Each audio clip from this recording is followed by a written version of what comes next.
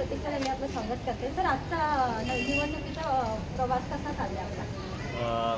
आपण पाहिलं असेल की हा जो आपला कोकणी पाकपाडी आणि पोळा मालवड्याचा असा बाउंड्रीवरचा भाग आहे आणि यामध्ये स्लम पण आहे आणि हाय सोसायट्या पण आहेत, म्हणजे कॉम्प्लेक्स वगैरे आहे.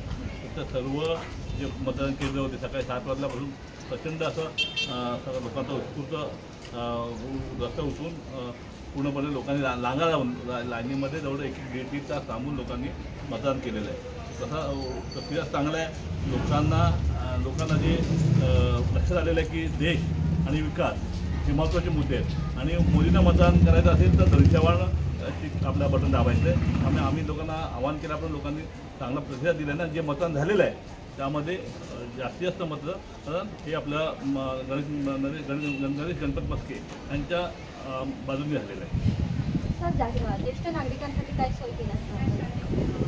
ज्येष्ठ नागरिकांसाठी आम्ही ह्या ठिकाणी प्रत्येक आमच्या जे केंद्र आहेत, मतदान केंद्र आहेत, बूथ आहे, यादी वाईज आहे किंवा तिथं मतदारांना आणण्यासाठी आम्ही रिक्षा, इतर वाहनांची सोय केलेली आहे. तसंच थोडंसं त्या लोकांना ज्येष्ठ नागरिकांना लाईनीमध्ये न उभं राहता काही त्यांना मतदानासाठी केंद्रामध्ये आतमध्ये जाऊन मतदान करू शकता. अशा पद्धतीने शासनाने पण निवडणूक आयोगाने पण तशी सोय केलेली आहे. धन्यवाद सर, खूप छान आम्हाला प्रोत्साहन दिल्याबद्दल. आमच्या चॅनलकडनं तुमचं मनापासून आभार आहे.